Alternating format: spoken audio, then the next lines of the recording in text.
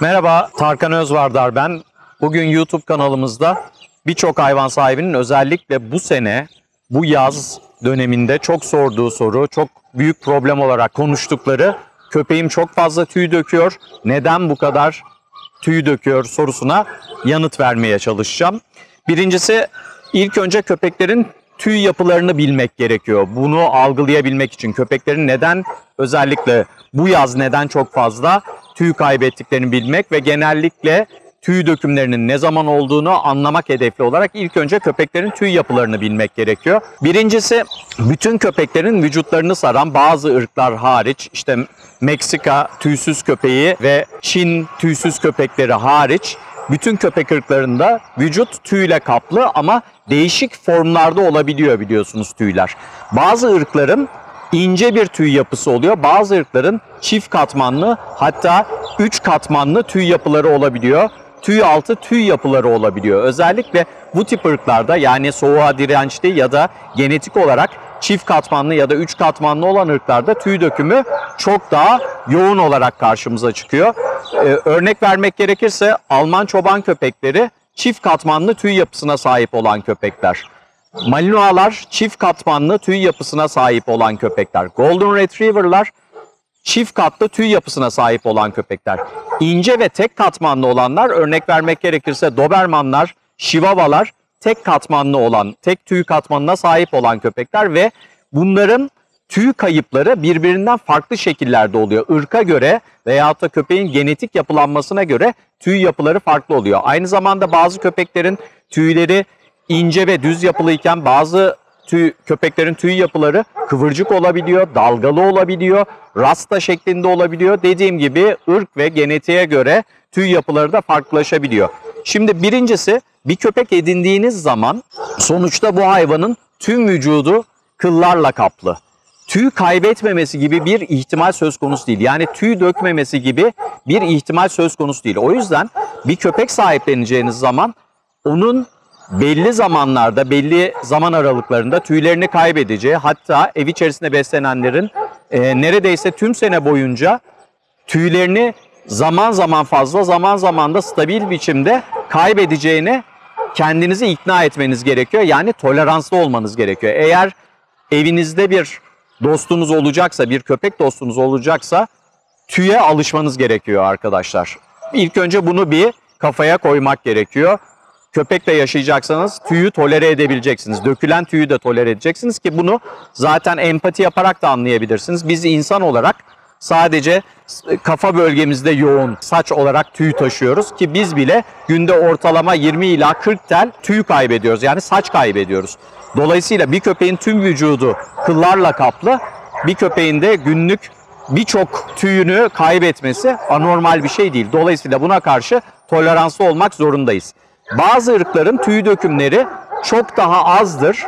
Eğer tüy konusunda kişi çok hassassa ve illa bir köpekle arkadaşlık yapmak istiyorsa, bir köpek edinmek istiyorsa bu ırklara yönelebilir. Örneğin Poodle'lar, Maltese'ler ve Shih Tzu'lar az tüy döken köpekler sınıfında. Dolayısıyla bu ırkları edinebilir eğer kişi tüy konusunda çok hassassa. Ama dediğim gibi tüy yapıları birbirinden farklıdır köpeklerin ve bütün köpeklerin belli oranlarda tüy kayıpları olacaktır. Şimdi köpeklerin tüy dökmeleri konusunda hangi dönemlerde köpekler tüylerini daha fazla kaybederler?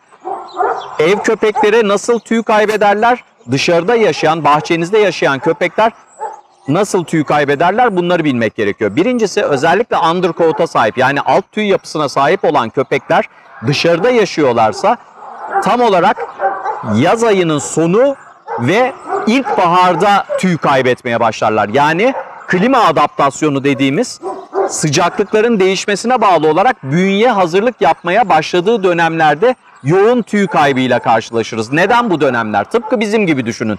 Biz de dolabımıza kışın kışlıklarımızı yerleştiriyoruz kışa girerken. Yazın kışlıklarımızı kaldırıyoruz, yazlıklarımızı yerleştiriyoruz. İşte köpekler de klima adaptasyonuyla yazın başında, yani baharın sonlarına doğru kışlık tüylerinden kurtuluyorlar ve yazlık tüylerine kavuşuyorlar.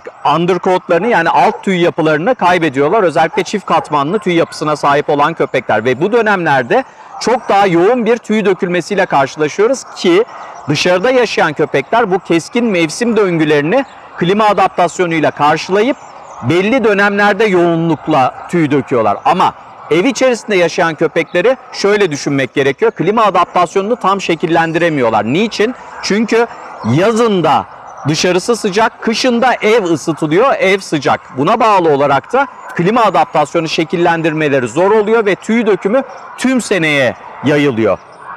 Tabii ki bahar aylarında biraz daha yoğun ama tüm sene boyunca tüy dökmeyle karşı karşıya kalabiliyoruz. Ve bizim buna belli önlemler almamız ve minimalize etmemiz mümkün. Ancak tamamen ortadan kaldırmamız mümkün değil. Özellikle tüy dökümüne engel olduğunu düşünerek kısa yollar kullanmaya çalışan hayvan sahiplerini uyarmak istiyorum. Mesela bu dönemlerde köpeği tıraş ettirmek. Bakın arkadaşlar, daha önce tıraş videomuzda da anlattım. Özellikle makinayla tıraş etmek köpeğin tüm tüy yapısını bozar ve özellikle yazın köpeği güneş ışınlarına karşı korumasız hale getirir. Dış parazitlere karşı korumasız hale getirir. Travmalara karşı, çarpmalara karşı deriyi korumasız hale getirir. Dolayısıyla makine tıraşı kesinlikle bir önlem değildir. Bu dönemlerde yapılması gereken şey yoğun şekilde köpeğin fırçalanmasıdır.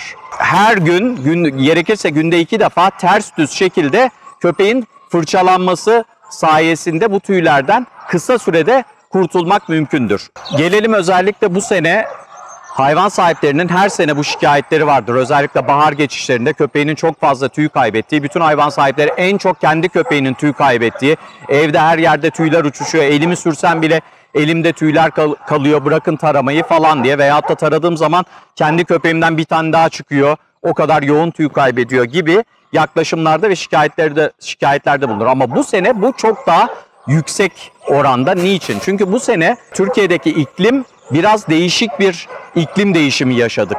Biliyorsunuz örneğin Ankara'da yaşayan biri olarak ben söylüyorum. Temmuz ayında günlerce süren yağmurlar oldu. Hava sıcaklıkları 9 derecelere kadar düştü. Yani net bir geçiş olmadı. Bahar ve yaz geçişini yaşayamadık. Yazın içerisine bahar karıştı. Dolayısıyla köpekler de klima adaptasyonlarını şekillendiremediler. Ve buna bağlı olarak da tüy dökümleri uzadı. Hayvanlar bir tüy dökümüne başladılar Mayıs ayının sonlarında veyahut da ortalarında. Ondan sonra hava ısındı. Sonra tekrar soğudu. Sonra tekrar ısındı. Tekrar soğudu derken hayvanlar klima adaptasyonlarını şekillendiremedikleri için tüy döküm zaman aralıkları uzadı ve hani bu sene daha çok tüy dökmeyle karşı karşıya kalmamızın en büyük sebebi köpeklerin iklimin değişmesi ve köpeklerin de bu iklime adapte olamamalarından kaynaklı.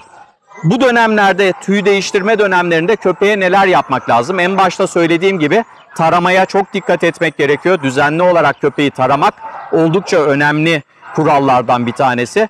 Bunun haricinde yine yapılması gereken şeylerden biri besinlerine dikkat etmek. Özellikle yaz aylarında daha hafif proteinli olan besinler, daha çok balık içeriklerine yönelmeyi daha fazla tavsiye ediyorum.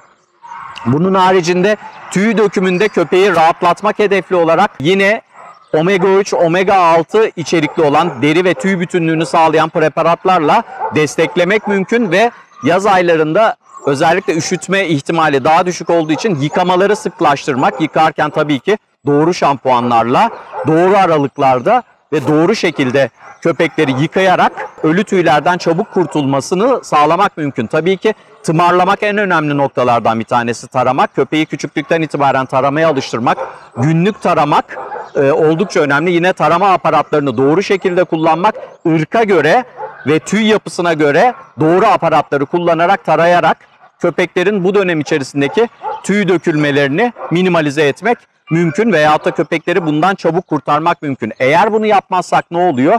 Undercoatları yani alt tüy yapıları bir süre sonra dökülemeyenler hayvanda kaşıntılara sebebiyet verebiliyor. Özellikle ıslanırsa da bölgesel olarak mantar enfeksiyonlarına sebebiyet verebiliyor. O yüzden taramak oldukça önemli. Şimdi bir köpeğimiz var burada. Bu bir Amerikan Akita Inu. Bu da klima adaptasyonunu şekillendirememiş köpeklerden biri. Evinde aslında haftada 3 defa falan taranmasına rağmen hala, bakın Temmuz ayının sonlarına yaklaştık, hala tüy kayıpları yoğun. Şimdi size göstereceğim ne kadar yoğun olduğunu. Bakın elimi sürdüğüm zaman bile çok yoğun şekilde tüy kaybettiğini görebiliyorsunuz köpeğin. Bakın özellikle undercoat'undan tuttuğum anda, daha çok bacak bölgesinde tuttuğum anda yoğun tüy kaybedişlerini zaten rahatlıkla burada gözlemleyebiliyoruz. İşte bu tip köpeklerde mutlaka taramak, doğru aparatlarla ve doğru şekilde taramak. Zaten bir tarama videomuz var. Orada görüyorsunuz. İşte ilk önce düz taramak, sonra tüylerin tersine doğru taramak, sonra tekrar düz taramak. Özellikle bacak bölgeleri alt tüy yapısının en yüksek miktarda olduğu yerler ve bakın zaten çok yoğun bir şekilde tüy kaybettiğini görüyorsunuz ve bu günlerce yapmanızı gerektirebilir. Özellikle bu yaz bu süre çok uzadı. Dolayısıyla da taramasına çok daha fazla önem göstermeniz gerekiyor köpeklerinizin ve ayrıca ara taraklar kullanarak, dişli ara taraklar kullanarak tarama esnasında özellikle ikinci katman tüyleri daha kolay almak mümkündür. Bakın bunları kullandığınız takdirde daha rahat bir şekilde tüyleri alabiliyorsunuz. O yüzden arkadaşlar bu dönemlerde bu yaz dostlarımıza yardımcı olmamız, taramayı biraz daha fazla sıklaştırmamız gerekiyor ki dostlarımız da bu problemden kurtulsun. Onlar da rahatlasınlar ve şikayetçi olan insanlar da tarayarak bunu minimalize ederek kendilerini de rahatlatsınlar. Ancak şunu üstüne basarak söylüyorum. Bir köpekle birlikte yaşıyorsanız tüyle yaşamayı öğrenmelisiniz. Tüyü tolere etmelisiniz. Daha önceki videolarımda da anlattım. Tüy yutmanın zararlı olup olmadığı konusunda bir videomuz daha var. O videodan da endişeleriniz varsa videoyu izleyerek endişelerinize cevap bulabilirsiniz.